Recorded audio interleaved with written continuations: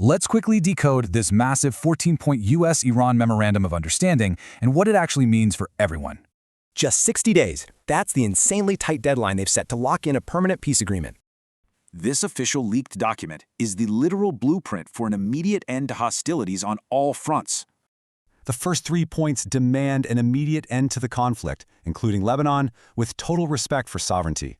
Then there's a staggering $300 billion regional rehabilitation and economic development fund on the table. Points 7 through 11, the U.S. actually commits to lifting harsh sanctions and issuing Iranian oil waivers. In exchange, point 8 makes Iran firmly reiterate that they will never, ever produce nuclear weapons. And finally, point 14 locks the whole shebang in with a binding UN Security Council resolution. But here's where it gets wild. There is a massive gap between public perception and military reality. Publicly, critics are calling this a huge political victory for Iran. The military reality, though, starkly different. Intense media polarization is totally driving this narrative, framing the entire deal as a massive U.S. failure. Yet militarily, that surgical U.S. operation on February 28th heavily damaged Iran's repressive military apparatus in hours. So we're left with this crazy paradox. Iran's military capacity is absolutely devastated, but the regime survives. Now, how does this explosive agreement actually impact Iran's neighbors and global maritime trade? Let's look.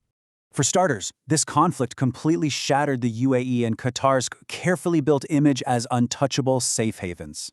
Plus that massive $300 billion reconstruction bill, that's going to fall on those regional partners.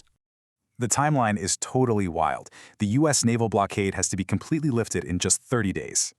At the same time, merchant shipping out of the Persian Gulf must safely resume pre-war volumes. This officially unlocks those frozen Iranian assets and instantly secures critical international oil routes for global trade.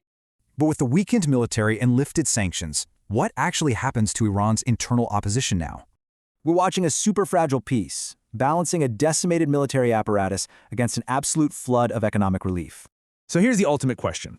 Will this 60-day window actually forge lasting peace or just fund the next conflict?